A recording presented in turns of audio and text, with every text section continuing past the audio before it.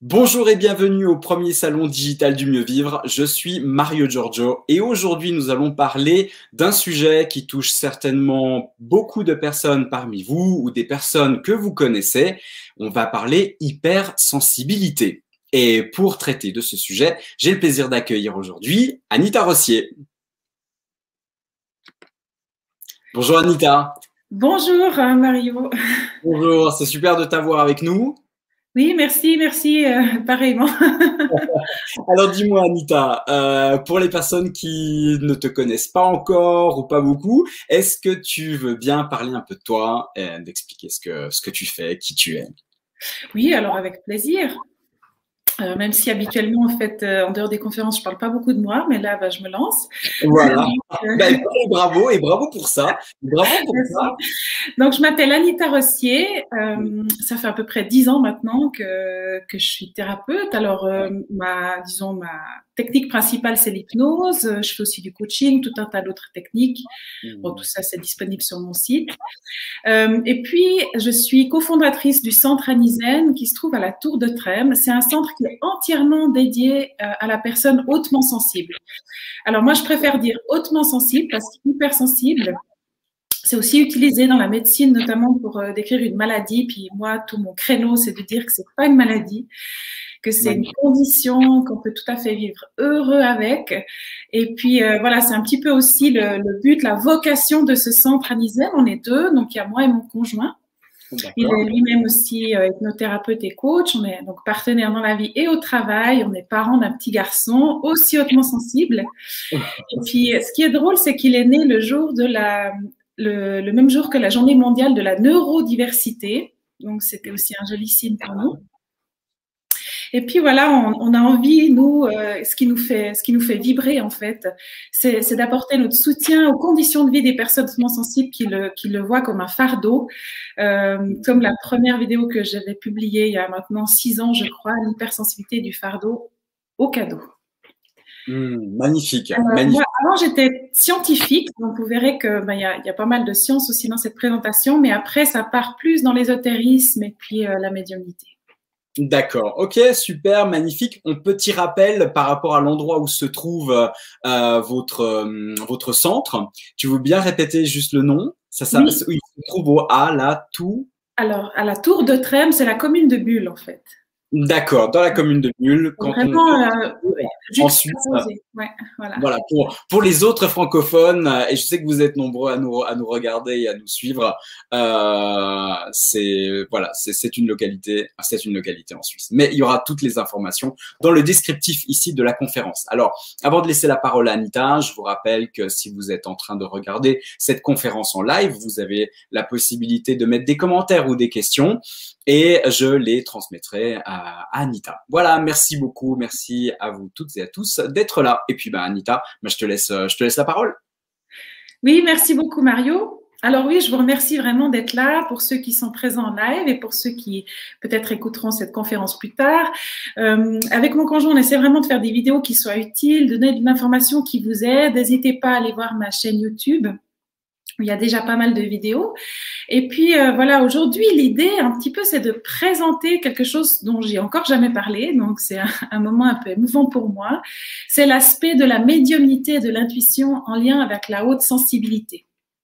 Parce que comme je disais tout à l'heure, moi j'ai été 15 ans chef de projet, chef d'équipe dans l'industrie chimique notamment. Donc j'avais une vision très cartésienne des choses. Et puis mon parcours et notamment diverses crises spirituelles m'ont obligée un peu à aller visiter ma sensibilité, à comprendre aussi. Moi j'avais passé énormément d'années en thérapie pour essayer d'être comme tout le monde. Et puis un jour j'ai dû me faire à l'idée que ça n'arriverait pas. Mais en fait c'était la plus belle chose qui me soit jamais arrivée parce qu'aujourd'hui je vis vraiment très heureuse avec ma sensibilité et je voudrais jamais disons, revenir en arrière, même si c'est vrai que bon, il y a des jours où c'est plus challenging que d'autres, comme on dirait. Alors, il s'est passé ça, donc j'étais partie dans la science à fond, et puis au fil des années, des crises spirituelles, j'ai découvert la haute sensibilité, l'intuition, et puis finalement, j'ai aussi découvert que pas mal des difficultés que j'avais rencontrées étaient en lien avec ma médiumnité. Alors, ça a été une énorme surprise quand d'ailleurs j'ai découvert que j'étais un canal et que j'ai commencé à converser avec des guides, avec mon conjoint, il y a à peu près 3 ans, puis eux aussi nous ont amenés vers une grande aventure de compréhension de la haute sensibilité, du sens que ça peut avoir, du rôle que les personnes sensibles ont ici actuellement sur cette terre. C'était absolument fascinant et je vais essayer de résumer les axes principaux dans cette conférence aujourd'hui. Ce que j'avais envie de dire déjà en préambule, c'est que en fait, on a tendance souvent à beaucoup psychologiser les choses et notamment le vécu de la personne sensible. D'ailleurs, pendant longtemps, on a cru que c'était une névrose. Alors, pas du tout, ça n'a rien à voir avec une névrose. C'est vraiment une condition. C'est un terrain, en fait, qui est génétiquement d'ailleurs prédéterminé. Alors, actuellement, il y a beaucoup de recherches qui sont faites sur ce sujet, notamment le gène de la sérotonine qui est très impliqué, mais d'autres également.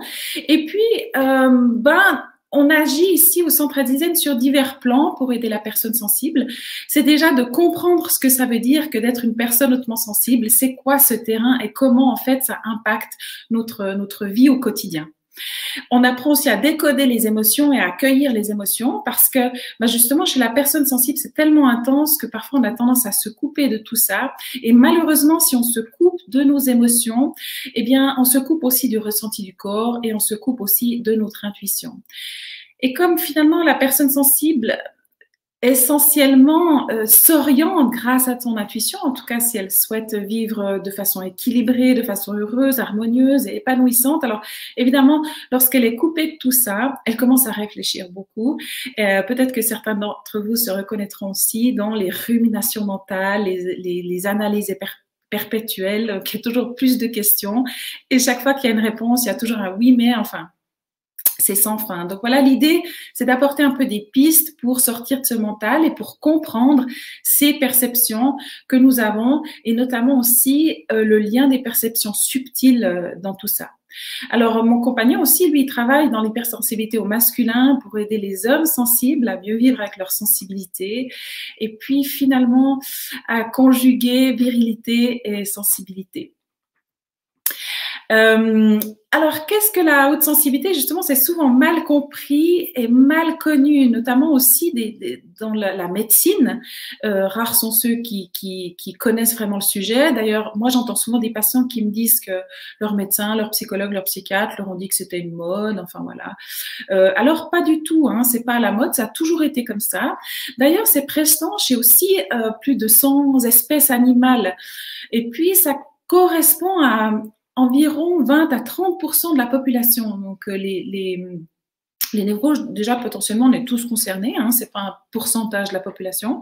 Et puis, les maladies mentales, ça, c'est uniquement à 1-2% en général. Donc, vraiment, 20%, c'est une proportion qui a un sens. Et on voit chez les animaux comme chez les êtres humains que ça a un sens pour aussi la préservation de l'espèce. Par exemple, c'est intéressant de constater que dans les recherches, ils ont observé que c'était des individus qui réfléchissaient avant d'agir. En fait, voilà, ils font une petite pause, ils observent, ils ressentent et ensuite ils prennent une décision basée là-dessus. Et souvent, ça leur permet de prévenir leurs congénères quand il y a par exemple un danger. Alors évidemment, c'est pas l'idée de dire qu'on est mieux que les autres, hein, parce qu'on peut pas tous tout le temps réfléchir avant d'agir. Peut-être c'est bien aussi que certaines fois certains individus soient plus rapides parce qu'on a aussi besoin de ça, mais c'est pour dire qu'il y a vraiment un sens à ça. Et malheureusement, c'est mal connu, mal considéré. Souvent, on nous voit comme des personnes timides, introverties, etc. Mais c'est pas du tout la même chose en fait. Si vous avez envie d'avoir plus d'informations sur les recherches scientifiques actuellement en cours, n'hésitez pas à nous écrire à info@anizen.ch. On se fera un plaisir de vous transmettre les articles sur lesquels on s'est basé. Et puis, d'autres vidéos vont encore sortir qui vont parler de ça plus en détail. Voilà. Souvent aussi, ces personnes sensibles, c'est plus qu'une sensibilité, c'est vraiment une personnalité. C'est très réducteur finalement de parler uniquement de la sensibilité. Et en plus, c'est très réducteur de parler uniquement des émotions et de la sensibilité aux cinq sens, parce que moi vraiment, ce que j'avais envie de transmettre aujourd'hui comme message, c'est que ça correspond aussi à toute la sensibilité des perceptions subtiles, ce qu'on va appeler les perceptions du corps énergétique. Alors, évidemment, quand on est une personne sensible, en général, on a ce besoin de sens et on a ces capacités d'introspection, on a des émotions intenses. Il y a souvent cette sensation plus ou moins inconsciente d'être décalé. Et puis, on cherche beaucoup des réponses, on est en quête comme ça, existentielle. Et c'est pour ça que c'est important d'avoir un accompagnement adapté, de quelqu'un qui puisse vous donner, je dirais, la vision de la haute sensibilité par rapport à ce que vous êtes en train de vivre. Et puis qui vous aide aussi à comprendre à comment votre fonctionnement et votre personnalité diffèrent de la norme. Et là, j'ai aussi envie d'insister sur le fait que c'est pas une étiquette, en fait. C'est une réalité, ça a été observé. Et puis, c'est important de comprendre simplement pour pouvoir mieux vivre avec les autres. C'est pas l'idée de s'isoler, pas du tout, hein, mais c'est de mieux vivre en harmonie dans le monde et de pouvoir trouver sa place. Parce que ça aussi, souvent, les personnes sensibles souffrent de ne pas trouver leur place. Alors, si toutefois vous vous demandez si vous êtes une personne sensible ou hautement sensible, si vraiment vous êtes concerné par ça, sachez que les adjectifs principaux dans lesquels les personnes sensibles se reconnaissent, c'est d'abord l'empathie et parfois l'hyper-empathie qui les fait souffrir. On verra aussi tout à l'heure pourquoi. Mais en tous les cas, c'est des personnes qui ont des émotions puissantes, intenses. Et puis, si elles sont coupées de leurs émotions, souvent elles ont l'impression d'être un peu vides, mortes à l'intérieur. Donc, c'est vraiment ce qui les fait vibrer, ce qui les met en vie. Et c'est un outil puissant, bien sûr, pour autant que ce soit bien vécu, encore une fois, et qu'il n'y ait pas trop de blessures. Donc, c'est pour ça que c'est important de travailler aussi sur les blessures. Donc, il y a l'aspect énergétique à comprendre et puis il y a l'aspect des blessures et les deux interagissent vraiment entre eux. C'est souvent des personnes très consciencieuses. Malheureusement, ça peut tourner au perfectionnisme, ce qui les fait parfois aussi beaucoup souffrir. C'est des personnes analytiques, introspectives, avec des valeurs très ancrées et malheureusement, souvent, un manque de confiance en elles. Donc, c'est ça aussi qui les fait beaucoup souffrir et ça a aussi des impacts au niveau neurologique. Donc, c'est important de travailler sur ces aspects-là, de renforcer sa confiance pour vraiment vivre et embrasser pleinement sa condition de personne sensible. Ce qui les fait aussi parfois souffrir, c'est leur attachement profond. Elles vivent intensément tout dans la vie et aussi dans la relation. Elles sont en quête aussi de relations profondes, presque parfois un peu idéalisées. Donc là aussi, elles ont parfois besoin d'aide pour vivre les relations de façon plus harmonieuse, apprendre à poser des limites. Apprendre aussi à s'affirmer, mais pas dans le conflit, parce qu'elles détestent en général le conflit. Donc voilà, tout ça, c'est un petit peu ce qui colore la personnalité de la personne sensible. Souvent aussi, elles me disent qu'elles ont le sentiment d'être extraterrestres, d'être différentes, décalées. Et c'est vrai, elles sont en quête comme ça de trouver des personnes comme elles. Alors, je vous rassure, on est beaucoup, on est 30% de la population. Et en fait, ce sentiment de solitude, c'est souvent un petit peu, je dirais, comme une paire de lunettes qu'on porte quand on ne se comprend pas soi-même. Mais le jour où on fait ce travail intérieur, d'aller vers soi, de reconnaître sa sensibilité, de bien vivre avec, alors tout à coup, comme par magie, il y a plein de personnes sensibles qu'on découvre autour de nous. Mais pour ça, évidemment, c'est important d'apprendre à décoder tout ça, à comprendre le monde et puis comprendre le fonctionnement des autres pour en fait sortir de cette problématique liée au contrôle dont souvent sont sujettes les personnes sensibles. Parce qu'elles, en fait, ce qu'elles ont envie, c'est de vivre dans le monde des bisounours. Elles voudraient qu'on se tienne tous la main, qu'on chante des chants d'amour. Et quand ça se passe pas comme ça, c'est très compliqué pour elles. Elles peuvent vite avoir un sentiment de persécution, d'incomprise. Et ça les fait beaucoup souffrir. Mais c'est dommage parce que si toutefois on arrive à dépasser tout ça, vraiment ensuite, il y a tout le potentiel qui peut s'ouvrir et ce potentiel, c'est magnifique, c'est ce besoin d'être au service, c'est ce besoin d'être leader. Et ça, vraiment, si la recherche le montre que quand la condition de la personne sensible est bien vécue, c'est des personnes vraiment qui peuvent briller, qui peuvent être très, très, très heureuses. Alors, vous allez me dire, oui, mais comment on fait? Je sais, c'est pas forcément simple de répondre à cette question. Je vous dirais pas qu'il y a qu'à lâcher prise parce que voilà, c'est très énervant comme comme mantra. Voilà, l'idée aussi de la présentation d'aujourd'hui, c'est d'aller un petit peu plus loin, mais évidemment, ce sera peut-être juste un résumé parce que sinon, ça prendrait beaucoup trop de temps à développer tout ça. N'hésitez pas encore une fois à aller voir sur ma chaîne YouTube, il y a déjà beaucoup d'informations. Alors, l'hypersensibilité et l'intuition, pourquoi je parle de ça aujourd'hui?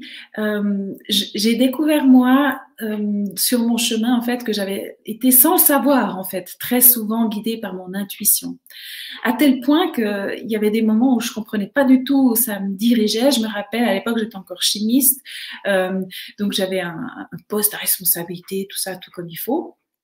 Et puis j'entendais cette voix dans ma tête qui me disait mais fais une formation d'hypnose, fais une formation d'hypnose, fais une formation d'hypnose, sans arrêt, c'était obsessionnel. Et puis je comprenais pas pourquoi, surtout que j'avais jamais fait d'hypnose, puis j'en avais très peur en fait, en plus. Et puis voilà, c'était tellement fort et puissant que j'étais obligée de suivre cette voix intérieure, ce que j'ai fait. Et aujourd'hui je comprends vraiment pourquoi. Donc ça a été aussi un chemin hein, de cette transition professionnelle. Ça a été vraiment quelque chose qui s'est fait pas à pas. Ça a été un développement intérieur, extérieur. Enfin, c'était fascinant. C'est pas tous les jours facile, mais aujourd'hui, vraiment, je comprends pourquoi cette petite voix m'avait guidée dans cette direction. Donc, justement, si on peut se connecter à cette intuition, c'est vraiment fascinant. L'intuition, en fait, quand on observe ce qui se passe au niveau du cerveau, c'est une réflexion intense, très rapide, qui se passe à un niveau inconscient. C'est-à-dire que ça va tellement vite qu'on n'arrive pas à en prendre conscience, mais il y a véritablement une réflexion derrière. Et souvent, on dit, voilà, je le sais, je ne sais pas comment je le sais, mais je le sais, je le sens. Et ça, c'est vraiment l'intuition. Et si on ne peut pas écouter cette intuition, on reste bloqué en fait. On ne trouve jamais vraiment sa voix, la voix qui nous épanouit. On réfléchit beaucoup et on se sent justement un peu comme vide, comme mort à l'intérieur. Et ça fait vraiment beaucoup souffrir. Donc, apprendre à se reconnecter à son ressenti, apprendre comment tout ça fonctionne, comment dialoguer avec soi, avec son propre esprit, c'est vraiment quelque chose de très puissant et de très révélateur et de très formateur, épanouissant, je dirais. Alors, oui, je dirais qu'il y a aussi des pièges à toutes ces perceptions. Hein. C'est-à-dire ça qui génère en fait la souffrance. Déjà, la personne sensible, en réalité, en tout cas souvent, elle n'a déjà pas conscience qu'elle a un fonctionnement différent. Elle n'a pas conscience qu'elle a tout un tas de perceptions que la plupart des gens n'ont pas. Et ça, c'est très troublant pour elle. Par exemple, ma maman, elle me disait que quand j'étais petite déjà, les gens avaient l'impression que je regardais dans leur âme, au fond de leur âme, et que ça les mettait très mal à l'aise. Et moi, en fait, je percevais ce malaise, je croyais que c'est parce que les gens m'aimaient pas. Et voilà, il y a eu beaucoup de manques, de mauvaises interprétations comme ça, de pièges dans lesquels je suis tombée, qui m'ont fait beaucoup souffrir en fait, mais qui sont finalement uniquement le signe que je sentais certaines choses tout à fait inconsciemment. Bien sûr, moi, je savais pas que c'était différent, et c'est aussi pour ça que quelque part, je l'ai mal vécu, dans l'enfance en tout cas. Aujourd'hui, j'ai appris qu'on peut pas tout dire à n'importe qui et que voilà, parfois il vaut mieux se taire, mais que c'est quand même important de rester authentique et que c'était possible de trouver un milieu, un équilibre avec tout ça. En tout cas, ça a été quand même un chemin d'apprendre à comprendre tout ça, notamment dans le monde de l'entreprise. Je vous cache pas que voilà, j'ai fait quelques erreurs aussi de manque d'interprétation parce que je comprenais mal les enjeux et puis tous ces aspects hiérarchiques et politiques. Et moi, je pensais que voilà, si on était authentique et puis qu'on faisait les choses du mieux qu'on pouvait, mais on pouvait que réussir, on serait que reconnu, mais pas du tout. Ça marche pas comme ça. Et voilà, de comprendre tout ça, de comprendre là où sont les malentendus et de comprendre ma spécificité, c'est vraiment important pour vivre en paix et trouver sa place. Alors, pourquoi est-ce qu'on en viendrait à se couper du ressenti? Ben, c'est souvent aussi ce qu'on entend dans l'enfance, hein, t'es trop sensible, tu prends les choses trop à cœur, t'es trop compliqué, voilà, t'es irritable, etc. Et ça, vraiment, c'est aussi, je dirais, lorsqu'on ne sait pas bien vivre avec, on ne sait pas bien communiquer avec, et on ne sait pas bien comprendre l'autre et là d'où l'autre se place. Et c'est pour ça que on en vient finalement à passer pour des gens immatures, hystériques même parfois, enfin on entend ces choses. Et ça vraiment, c'est simplement des déséquilibres, hein, mais c'est pas du tout une fatalité.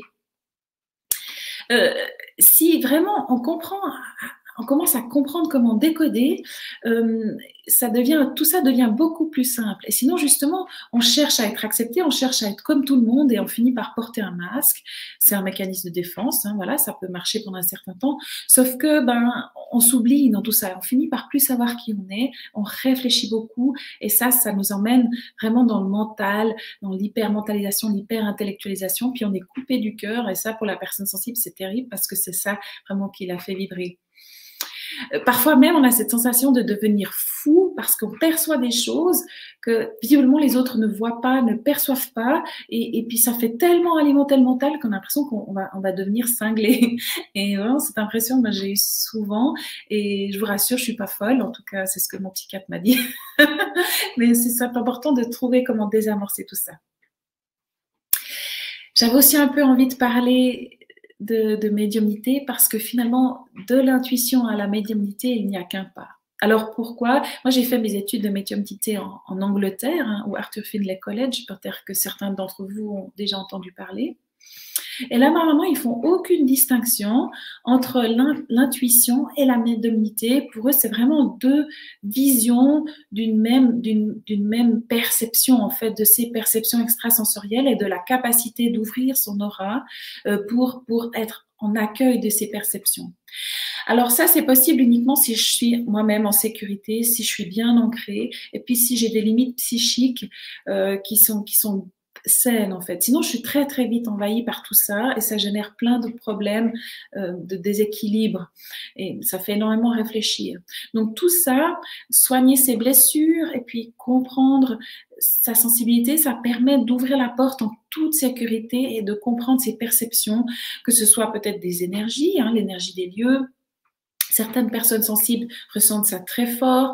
Il y a l'énergie des défunts qu'on peut sentir, il y a d'autres énergies plus ou moins, je dirais, sombres ou lumineuses. Et puis, il y a tout le lien avec les guides qui est fascinant et qui est très, très utile aussi pour trouver sa voie, pour se développer spirituellement et pour être heureux.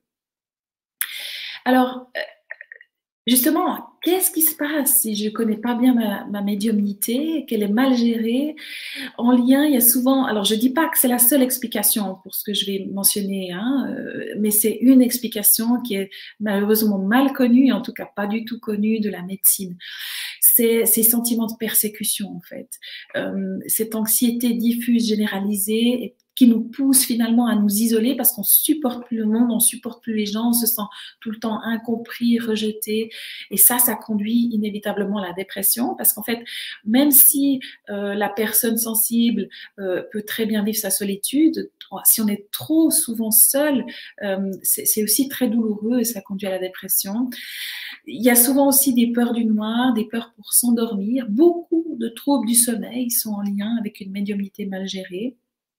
Donc ça dépend, ça peut être une hypersomnie, hein, une personne qui va se réfugier dans le sommeil, qui aura une fatigue vraiment importante, chronique, ou éveillée en pleine nuit, souvent à la même heure, comme si c'était le grand jour, des cauchemars, et aussi malheureusement beaucoup de compulsions alimentaires qui sont en lien avec le fait que je sois drainée énergétiquement en fait. Toutes ces perceptions, si je ne sais pas bien en prendre soin, si j'ai pas une bonne hygiène énergétique, ça va me drainer en énergie et le corps essaye de récupérer cette énergie par la nourriture, par le sucre et finalement ça donne des compulsions alimentaires qui alimentent tout ce phénomène parce qu'on bien sûr après on se sent coupable et puis etc. Ça ouvre de nouvelles failles et puis qui draine à nouveau. Donc c'est important aussi de comprendre ces mécanismes pour cette raison-là. Je voulais aussi encore mentionner un dernier élément, c'est pas une liste exhaustive, hein, mais un dernier élément qui moi m'est arrivé, c'est l'hypersensibilité au bruit et à la lumière. C'est-à-dire que quand je suis comme ça drainée, que mon énergie est trop basse, alors je commence à être ultra sensible à tout. Et ça, c'est vrai que c'est souvent un problème énergétique. Donc, nous, ce qu'on voit là, c'est un corps physique et on a l'impression, évidemment, parce que c'est uniquement ce qu'on voit que ça s'arrête là, mais en fait, c'est beaucoup plus large que ça. Et il y a tous les corps énergétiques, il y en a plusieurs. Je ne vais pas faire ici un cours sur les corps énergétiques, ça prendrait trop de temps, mais il y a plein d'informations disponibles là-dessus. Et d'avoir une bonne santé au niveau de tous ces corps-là, pour la personne sensible, c'est vraiment crucial pour qu'elle puisse, encore une fois, vivre sa condition d'une façon tout à fait épanouissante. Et souvent, justement, elle n'a pas conscience qu'elle se laisse drainer euh, comment ça se passe et comment, je dirais, rétablir les choses, comment corriger un problème énergétique. Elle n'a pas conscience de ses besoins spécifiques. Et puis, souvent, il y a aussi un problème de limites psychiques qui ne sont pas bien définies. Donc, tout l'envahit, en fait, les émotions des autres, les énergies. Et puis, elle est constamment comme si le monde entrait en elle. Et ça aussi, c'est un problème énergétique. C'est-à-dire qu'il y a comme une forme d'immunité énergétique qui est déficiente. Et ça arrive justement quand on est tellement connecté, quand on a tellement de perceptions. Et c'est important d'apprendre à réguler tout ça pour vivre, je dirais, en meilleure santé physique et mentale. Alors, si vous voulez, c'est comme si à la base, il y avait une faille, parce que des failles, on en a tous, hein, on a tous eu des blessures. Personne, je pense, est arrivé sur Terre totalement exempt. C'est un choc d'ailleurs, si vous avez lu Les 3 vagues de volontaires. Ce livre fascinant qui donnera aussi beaucoup de pistes pour comprendre cette sensation d'être extraterrestre. Alors, on arrive sur Terre, c'est un choc pour l'âme. Hein, et puis, voilà, même si on a eu des parents qui n'étaient pas tout à fait trop dysfonctionnels, ça reste une expérience qui est confrontante, la matière. Donc ensuite, il y a cette faille qui est là, qui est présente. Alors, et puis, si on n'est bas en énergie, c'est comme si ça l'amplifiait énormément. Puis ça génère plein de pensées et ça génère plein de troubles psychiques ou physiques. Et c'est comme si ça mettait tout en exergue. Alors vous me dites, c'est terrible, c'est une fatalité, mais pas du tout en fait. Parce que c'est aussi un moyen de prendre conscience de tout ça et de grandir avec tout ça. Et vraiment, à un moment donné aussi, de guérir ses blessures parce qu'on ne peut plus les nier en fait. On ne peut plus porter de masque. À ce moment-là, on est obligé de travailler sur ces aspects-là et c'est aussi en ça que c'est bénéfique, bien sûr. Justement, qu'est-ce qui se passe lorsque j'ai cette énergie qui est basse? C'est aussi l'irritabilité, en fait. Alors là, il y a des explications neurologiques, évidemment, donc c'est vrai, les neurotransmetteurs, mais au niveau énergétique aussi, il y a des explications. Et c'est justement cette protection de l'aura qui devient déficiente et qui est trop poreuse, si je puis dire. Ces sensations aussi que du coup je me réveille, j'ai beaucoup dormi peut-être même, mais je suis pas du tout reposée, des ruminations, ça c'est souvent aussi en lien avec un problème énergétique. Et quand on fait un soin à la personne, tout à coup elle c'est comme si elle retrouvait sa lumière et puis ses pensées sont beaucoup plus claires. Et elle a, sans qu'on ait rien eu à faire, elle a une vision différente de la situation dans laquelle elle est. Donc je dirais apprendre à se connaître, apprendre là où sont ses blessures, apprendre aussi à détecter un petit peu mes niveaux énergétiques, mes états vibratoires, à détecter aussi ce qui me draine finalement, à quel moment je suis en train de perdre mon énergie. Alors, il peut y avoir différentes choses, notamment des choses dans le monde physique, hein, donc dans l'alimentation. C'est clair que voilà, si je me nourris mal, s'il y a trop d'ondes aussi autour de moi, ça va avoir tendance à impacter ce corps énergétique. Donc, c'est important d'être conscient de ça et de prendre soin de ça.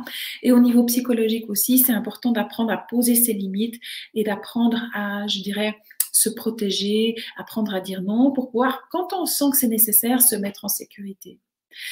Mais je dirais, il n'y a pas que ça. Ça, c'est tous les aspects psychologiques et du monde physique. Mais au-delà de ça, il y a toute l'hygiène énergétique à comprendre. Et ça, c'est vraiment un travail qu'on a fait avec les guides parce que c'est pas quelque chose qu'on nous apprend à l'école. Pourtant, moi, j'ai étudié la physique quantique pendant mes études, mais jamais on m'a parlé de ça sur les bancs de l'école d'ingénieur. Et vraiment, donc, finalement, on est fait d'atomes. Et les atomes, c'est quoi? C'est un tout petit peu de matière qui vibre à des taux vibratoires très élevés. Donc, on est essentiellement fait de vide, hein. On est de l'énergie qui vibrons dans le vide. Et ce qu'on peut voir, c'est le corps physique, mais il y en a beaucoup d'autres. Et comment je prends soin de ça, notamment, par exemple, des exercices pour calmer le mental. Voilà, ça c'est important et c'est pas si facile quand on est je dirais, envahi de pensées, des pensées même parfois obsessionnelles. Et comment désamorcer tout ça, ça s'apprend. Ça prend aussi du temps, mais il faut être extrêmement bienveillant avec soi parce que voilà, c'est une question de répétition, j'ai envie de dire, tous les jours, apprendre à se reconnecter au corps, tout tranquillement pour apprendre à faire baisser ses fréquences cérébrales et réouvrir la porte de l'intuition. Et laisser de nouveau un peu d'espace à ce vécu émotionnel pour qu'il puisse, je dirais, se digérer et s'apaiser. Un élément très important pour bien vivre avec ma médiumnité, avec mon intuition, avec ma grande sensibilité, avec mes valeurs très ancrées, pour pas perdre trop d'énergie, aussi cette différence entre l'intuition et l'interprétation. Donc il y a ce que vraiment mon intuition me dit, et puis il y a ce que mon mental va en faire. Et ça, développer ce discernement, ça prend du temps. On n'a pas parfois besoin d'un coup de main pour ça, mais ça permettra en tous les cas de distinguer ce qui est à moi, ce qui m'appartient, de retrouver ma propre énergie quand c'est nécessaire, et puis ce que je perçois comme information du monde extérieur. Ça me donne aussi, bon, non seulement la capacité de faire la différence entre les deux, mais ça me donne aussi l'opportunité de faire un choix de quelles sont les perceptions qui sont utiles pour moi et sur lesquelles je dois agir, et sur quelle perception est-ce que c'est nécessaire que j'apprenne à lâcher prise. Ça aussi, c'est une forme d'hygiène qui est importante à apprendre, et ça va permettre de garder bien en santé ce corps énergétique et cette barrière, je dirais, immunitaire énergétique, qui est très en lien d'ailleurs avec l'immunité du corps physique. Se connecter aux cinq sens, ça c'est la porte, comme disait Eckhart Tolle, c'est la porte vers l'instant présent, donc c'est la porte aussi pour prendre soin de ce corps énergétique. Les besoins particuliers au niveau émotionnel, relationnel, d'être vraiment nourri à ce niveau-là, sur Terre, dans le monde terrestre, pour qu'ensuite ma relation avec le monde spirituel soit beaucoup plus saine également. Il y a aussi des techniques d'hygiène. Voilà, quelques respirations, ça peut régler beaucoup de problèmes. Bon, là je parle de l'hygiène lorsqu'on est déjà dans un état assez sain. C'est clair que si je suis en plein trouble anxieux généralisé, c'est tout un chemin de revenir ensuite vers une santé énergétique qui soit je dirais, supportable parfois, hein, parce que c'est tellement éprouvant lorsque je suis dans mon mental, dans cette anxiété, que voilà, c'est vraiment la priorité, retrouver un équilibre avant d'aller soigner quoi que ce soit d'ailleurs. Et ça vraiment, ça se fait étape par étape, avec beaucoup de persévérance. Mais en tout cas, moi, je connais personne qui a fait ce chemin, qui a persévéré, et puis qui n'a pas réussi à améliorer sa condition. Voilà, j'en ai terminé pour ma conférence. Je crois que j'étais dans les temps, j'espère, Mario. Anita, merci infiniment. Merci infiniment pour ce très beau partage. C'est tellement clair. C'est tellement clair. On sent bien le parcours aussi de l'ingénieur et de l'approche extrêmement structurée, qui est souvent quelque chose de compliqué, souvent pour les personnes qui sont hautement sensibles. Et c'est très joli je trouve très joli de t'entendre parler de ce sujet avec autant de sensibilité, d'honnêteté, de transparence. Je trouve qu'il y a énormément de pistes de compréhension. C'est vraiment un magnifique chemin, un magnifique voyage que tu nous proposes dans cette conférence. Donc, si vous avez des questions ou des commentaires, n'hésitez pas également à les mettre sur YouTube. Merci d'avoir aussi, dès le départ, exprimé que cela touche 20 à 30% des personnes. Ça montre aussi, et le lien que tu faisais aussi avec le règne du vivant auquel nous appartenons. Et que c'est aussi vraiment un moyen de survie pour essayer de bien capter ce qui est en train de se passer, pour ensuite amener à des actions qui vont être dans le sens de la vie, en fait, dans la pérennité de la vie. Et dans ta conférence, tu montres bien toute la difficulté des gens qui sont hautement sensibles, ce qu'ils traversent et souvent comment ils peuvent mal le vivre. Et dans ta conférence, tu parles très bien en fait de tout le potentiel en fait qu'il y a derrière. Mais pour atteindre ce potentiel, et je te remercie vraiment d'en avoir parlé, parce que tu as souligné à plusieurs reprises l'importance de prendre soin de ses blessures. Et évidemment, je pense que ça parle à beaucoup de personnes qui sont en train d'écouter cette conférence, qui la regarderont plus tard. Moi, ça a complètement résonné en moi, en tant que personne hautement sensible aussi. Parce qu'il a fallu effectivement traverser cette expérience d'accueil, d'accepter un mécanisme différent et de prendre soin de toutes ces blessures. Ce point des blessures, il est vraiment important parce que ces blessures, elles peuvent vite prendre le dessus. Elles peuvent vite prendre le dessus sur notre capacité à nous aimer, les personnes hautement sensibles, mais aussi de trouver notre juste place. Et tu parles très bien de ce point dans ta conférence, de la persécution, ce sentiment d'être persécuté. De pas être à sa juste place, et puis aussi de grandir dans un environnement social et familial où, même si c'est complètement inconscient, mais finalement très culpabilisant. T'es pas comme tout le monde, pourquoi tu te comportes de cette manière-là, pourquoi les choses se passent de cette manière-là, et donc d'être encore plus dans le rejet. Et ce rejet, ben évidemment, il éloigne ce moment où tu fais la paix avec toi-même. Tu fais la paix avec toi-même, et c'est là où cette porte magnifique s'ouvre. Cette porte vers l'intuition, vers toute forme de canal, hein, de pouvoir capter toutes ces informations, que ce soit au travers de fréquences de guidance, de pouvoir se relier aussi aux défunts, ou d'avoir toute autre forme de perception, et qui est un monde extraordinaire. En tout cas, moi, ça m'a énormément parlé. Je te remercie infiniment, Anita. Je suis sûr que ça va beaucoup, beaucoup aider.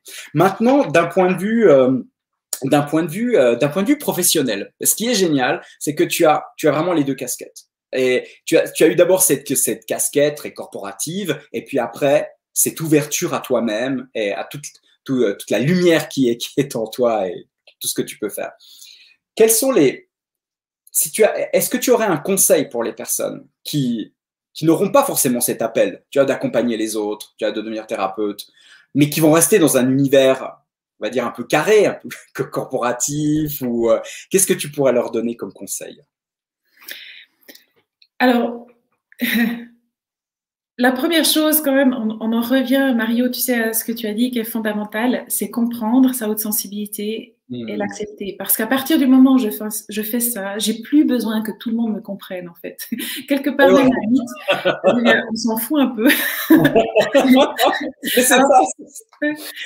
C'est bien d'avoir des gens qui nous comprennent autour de nous, hein, dans notre intimité, je veux dire, dans notre couple, dans notre famille, ça c'est crucial. Mais après, au travail, si les autres ne comprennent pas, peu importe. Le conseil, si je veux vraiment bien vivre, moi j'ai vécu dans un monde corporate, hein, alors peut-être que c'est un petit peu extrême, disons. Ouais, mais je comprends. Mais disons que l'idée, c'est de simplement trouver ce chemin pour comprendre l'autre et puis cesser de comprendre d'où il parle, en fait, et cesser de me sentir blessée par ce qu'il dit, pour finalement arriver là où moi j'ai envie d'aller. Si vraiment je suis dans quelque chose qui me met en vie, si vraiment je fais un travail qui a du sens pour moi et que ce travail-là se passe dans un univers où il y a tout un tas d'autres êtres humains, c'est crucial d'apprendre à faire ce décodage. Et vraiment soigner ses blessures, décoder mon fonctionnement, décoder le fonctionnement des autres. Et ben ça, moi je dirais que c'est quand même l'élément fondamental qui permet, à mon avis, de trouver un équilibre. Et ça permet aussi de trouver un équilibre, de ne pas être tout le temps en train de porter ce masque, finalement, où j'oublie qui je suis, mais d'être quand même, de toujours rester consciente de qui je suis et voilà, que simplement je m'adapte dans ma communication, mais je m'adapte pas fondamentalement, je n'oublie pas qui je suis. Voilà. Et je crois que c'est ça, c'est uniquement comme ça, en fait, qu'on peut tenir le coup, parce que sinon, si on est dans la suradaptation, un jour ou l'autre, on craque, et malheureusement, c'est souvent les personnes hautement sensibles qui sont sujettes au burn-out parce que dans leur fonctionnement, il y a tout ce système neurologique surefficient qui fait qu'elles ont une tendance aussi à être exhausted, comme on dit, épuisées. D'être épuisées, mais complètement. Puis tu le dis très bien. Tu le dis très bien, tu vois, dans la gestion de ces effets qui sont compliqués pour les personnes hautement sensibles, hein, le fait d'être drainé. Et quand tu es constamment en train de porter un masque, parce que tu te dis, c'est le seul moyen pour survivre, faut pas être différent, entre autres choses, évidemment. Entre autres choses. Le pluriel est important. et que finalement, bah, ton corps, il continue dans les situations de stress de constamment pour produire des glucocorticoïdes et que ça va pomper constamment dans tes réserves d'énergie, évidemment qu'à un moment donné, tu craques. Ouais. Tu craques et toutes ces personnes qui font des dépressions sur leur place de travail, et j'en fais partie, j'en ai fait un aussi, donc je comprends parfaitement cet exemple-là. C'est quelque chose de c'est quelque chose qui n'est pas facile, et c'est d'autant plus important d'être dans l'écoute de qui tu es, Ouais. avant de tomber. Après, prévenir ouais, ces situations qui peuvent après avoir des conséquences. dégénérer. Mais après, moi, j'ai l'exemple de mon premier boss, en fait, qui était un homme vraiment extrêmement brillant, qui avait grimpé les échelons jusqu'au très, très haut niveau. Il a fait un épisode aussi qu'on appelle un burn-out. Et puis, ça lui a permis de renaître et de trouver qui il est. Donc, il n'y a pas de fatalité là-dedans non plus. C'est souvent Non, il n'y a pas de fatalité. libérateur. L'expérience n'est pas forcément facile. Par contre, c'est pas du tout facile. Ouais. Ouais, voilà. Non, c'est vrai, c'est vrai. Et donc merci Anita. Et puis bon, tu parlais aussi tout au début de ta conférence. J'ai trouvé très joli. Je trouve vraiment très sympa ce que tu disais aussi par rapport aux hommes. Conjuguer sensibilité et virilité.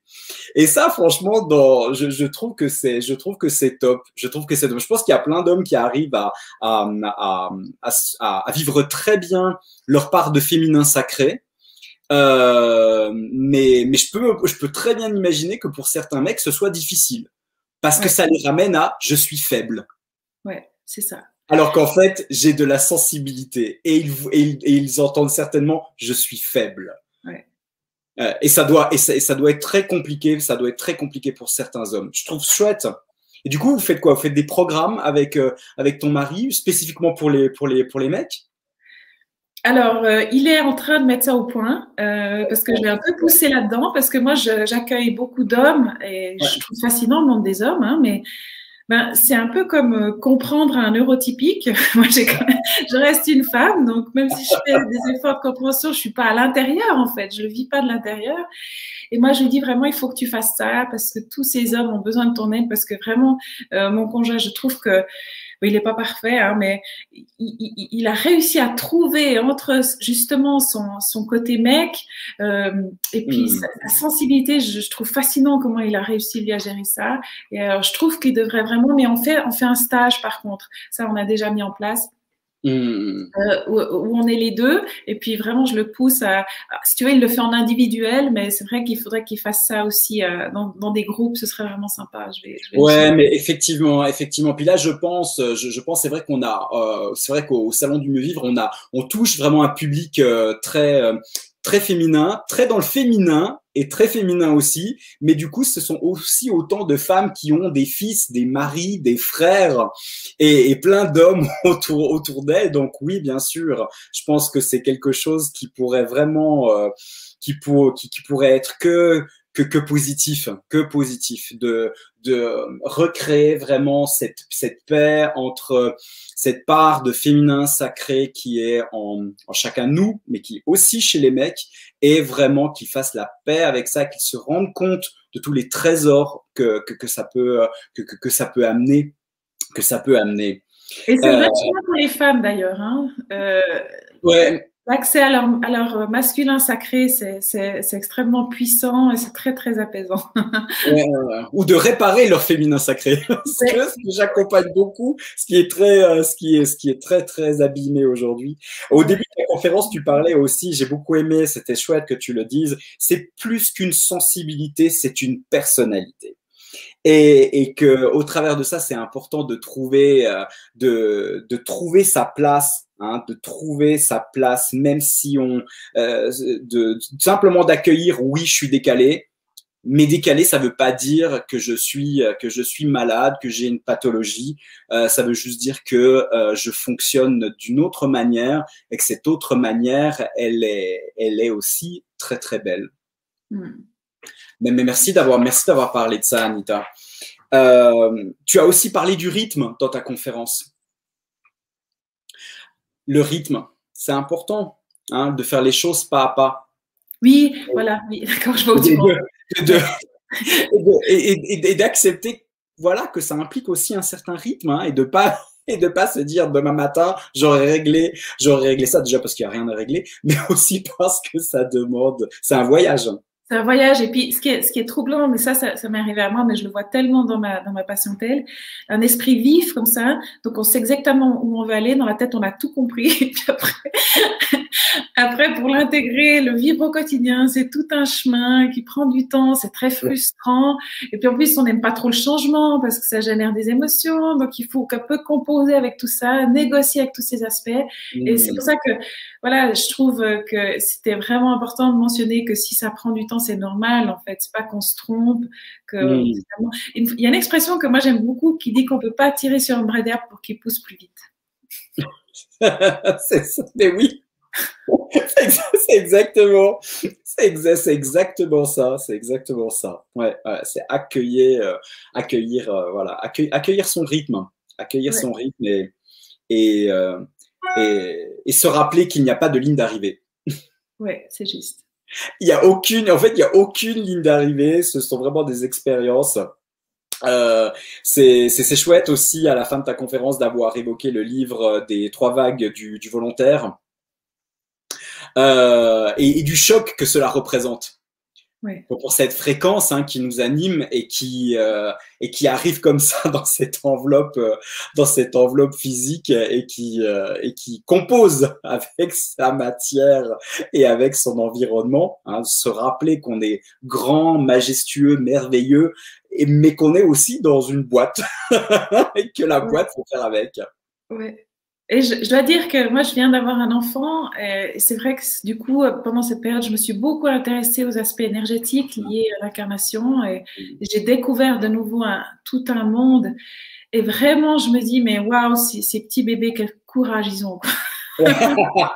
Ouais, ben oui, mais tellement, je comprends bien, j'accompagne bien tous ces processus aussi de naissance ou de renaissance pour aller aider vraiment ce processus qui des fois se passe mal. Et c'est joli de voir les transformations qui suivent. Une fois que tu es allé remettre un peu plus d'amour et de lumière dans cette partie-là. Merci aussi d'avoir parlé du sujet de l'interprétation. Je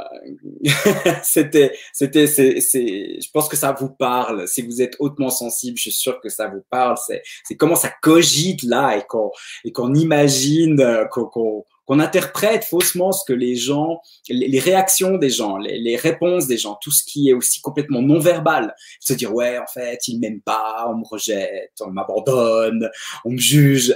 Alors qu'en fait, la personne, elle a juste capté que vous aviez cette faculté de voir au-delà. Ouais, je crois qu'en fait, ça, s'il y a une chose sur laquelle on doit continuer à se focaliser en tant que personne sensible, c'est que ça n'est que des pensées. Et la plupart, elles mentent en fait. Donc, c'est aussi pour ça, tu sais, je parlais de ce décodage en fait, que vraiment faire cette distinction, cette désidentification, c'est vraiment, je pense, crucial de décoder qu'est-ce qui se passe aussi pour l'autre quand on vient avec toutes nos perceptions et qu'en 3 secondes, on a lu en lui, dans son aura, etc. Puis lui, il est là-haut comme s'il était tout nu.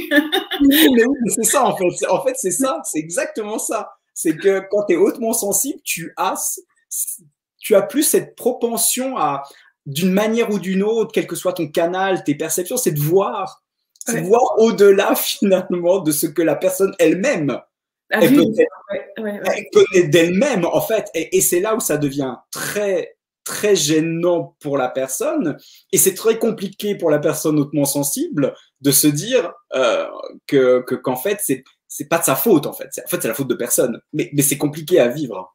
Ouais.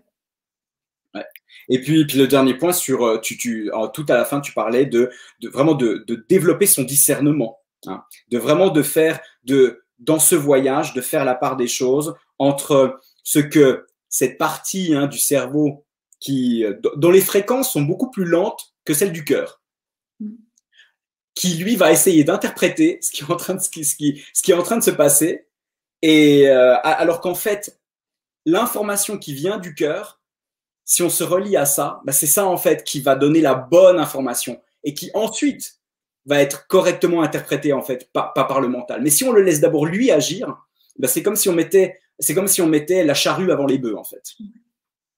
Tu connais peut-être cette citation d'Einstein qui disait ça, il disait « Le mental intuitif est un nom sacré et le mental rationnel est son serviteur fidèle et nous avons créé une société qui encense le serviteur et a oublié le don. » Magnifique.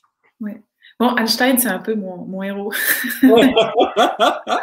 Écoute, superbe, c'est superbe. Moi, ce que je te propose, c'est que si tu veux bien me renvoyer cette citation, et j'aimerais bien aussi la partager sur les réseaux sociaux pour te remercier aussi de donner de te référer à ça. Je trouve très chouette et je trouve parfait. Ma chère Anita, il y a aussi quelques commentaires. Adèle, ma Marie-Adèle, merci encore, merci Anita et merci Mario. Entre parenthèses, une extraterrestre en burn-out qui a encore tout à apprendre et à me découvrir et surtout à soigner et enfin vivre. Et oui, c'est un voyage. C'est juste un voyage, Adèle. Et pour reprendre ce que tu disais, Anita, il n'y a aucune fatalité. Non. Il n'y a aucune fatalité. Ça me parle parce que moi aussi, je le dis en fait aux personnes que j'accompagne, il n'y a aucune fatalité, c'est vrai.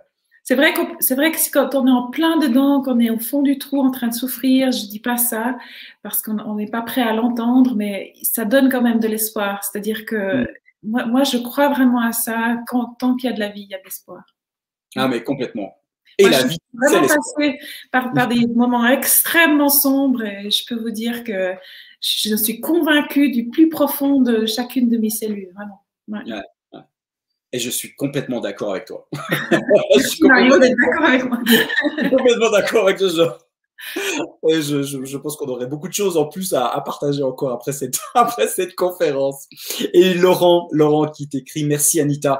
Une fois de plus, vous me redonnez l'envie de m'autoriser à vivre ma haute sensibilité, de laisser revenir la lumière. Merci à vous deux pour votre lumière. Et merci Laurent. Merci. Ouais. Anita, est-ce que tu aimerais encore ajouter quelque chose, nous parler encore de toi, du centre pour les hautement sensibles? Oui, alors volontiers. Après, bon, notre site est en pleine restructuration, donc ça sera notre deuxième enfant qui va naître en juin. Toutes mes félicitations. Merci. Donc là, il est en gestation, n'est-ce pas? Mais donc actuellement, c'est surtout moi qui suis mise en avant sur le site. Mais voilà, si vous voulez plus d'informations sur ce qu'on fait aussi au niveau du masculin, c'est info@anizen.ch. Sinon, nous, comme je l'ai dit, on s'oriente sur le coaching de la haute sensibilité. Donc, on dit coaching, c'est pour les personnes en fait qui sont en quête de développement personnel. Et puis là, il y a tous les aspects de la transition professionnelle, il y a tous les aspects aussi de la maternité, l'accompagnement à la médiumnité, à l'intuition. Et puis, je donne aussi des formations en ligne. Il y a 2 ateliers aussi dans le Salon du Mieux Vivre, un le 10 avril, un le 24 avril. Sinon, on fait de la thérapie aussi quand même parce que voilà, souvent les personnes hautement sensibles sont dans la souffrance. Donc, on fait de la thérapie pour tout ce qui est anxiété, dépression, les addictions, les traumatismes, traitement des traumatismes. Et puis un stage en présentiel, on espère qu'on pourra le faire. On l'a prévu aussi au mois de juin, donc voilà, 19-20 juin.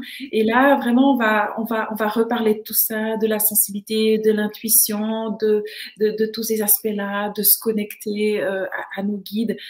Et là, ce qui est fascinant dans ces stages, et même si moi, c'est vrai que je suis des fois, ça me demande vraiment de me dépasser, de faire ces stages. C'est qu'en fait, c'est fascinant de voir ce qui se passe quand les gens se rencontrent entre eux, quand il y a que des personnes hautement sensibles ensemble tout un week-end. Alors là, c'est magique. C'est vraiment génial. Et finalement, nous, on est un petit peu en retrait parce que c'est aussi là qu'il y a beaucoup de transformations qui se font quand on commence à vraiment se sentir compris, qu'il y a des connexions comme ça qui se font entre les gens. Ah oui, mais toi, ça, c'est vraiment, vraiment, vraiment génial. Waouh, superbe. Ouais. Et puis moi, j'aime aussi accompagner les enfants parce que ça commence très tôt, Mais comprendre. oui, mais oui. Ouais. Et puis, donc, si les parents ont un peu mal vécu ça, ils ont des enfants hautement sensibles, savent pas trop, sont démunis pour les accompagner. Et il faut savoir que ces enfants-là, ils sont de plus en plus éveillés, de plus en plus conscients. Et ils ont parfois besoin d'aide. Donc, moi, j'adore aussi travailler avec les enfants. C'est vraiment génial. Ouais. Ouais, Et puis, voilà, je sais pas si j'ai tout dit, mais bref, il y a plein d'infos sur le site encore. Voilà, exactement. Et puis, vous l'aurez compris, c'est un monde extrêmement riche qui vous attend en découvrant Anita Rossier et son conjoint. Donc, allez sur, vous avez sous la conférence, vous avez toutes les informations. Vous pouvez contacter Anita pour prendre rendez-vous, pour découvrir tout ce qu'elle propose. Allez également sur sa chaîne YouTube. Et si vous avez envie de participer à l'un des 2 ateliers qui seront encore proposés par Anita, il vous suffit d'aller sur la page des salons du mieux-vivre.ch.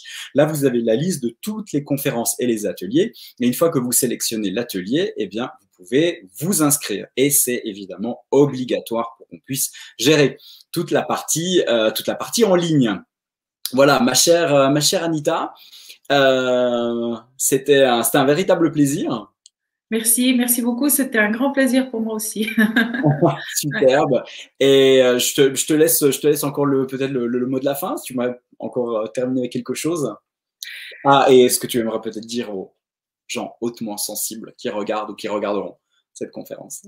J'ai juste envie de dire que je vous aime en fait. Croyez en vous, on y va, on a vraiment des choses à faire. Tout le temps qu'on passe à s'auto-flageller, c'est du temps qu'on passe pas à finalement vivre. Et puis voilà, je pense que c'est aussi une question d'exemple. Il n'y a rien besoin de faire de phénoménal, juste besoin d'apprendre à vivre cette vie du mieux qu'on peut, puis à répandre cette lumière et puis cette harmonie, en fait, à notre niveau. Voilà. Donc vraiment, voilà, lâchez pas le morceau. Voilà. Un jour après l'autre. Et puis ça me fait vraiment super plaisir que vous ayez pris le temps de m'écouter ce matin. Merci beaucoup. Merci beaucoup Anita, merci à vous toutes et à tous qui êtes encore en ligne ou qui regarderez cette conférence plus tard. Si vous-même vous êtes hautement sensible ou si vous connaissez des personnes autour de vous qui sont hautement sensibles, eh bien n'hésitez pas à partager cette conférence, faites découvrir Anita Rossier, le merveilleux travail, la merveilleuse œuvre qu'elle accomplit dans cette vie. C'est plus qu'un travail, c'est une œuvre. Et aussi, s'il vous merci de liker cette conférence, merci de mettre un commentaire et également de vous abonner à la chaîne des salons du mieux vivre. Anita, merci beaucoup. Merci, au revoir à tout le monde. Bye. Au revoir.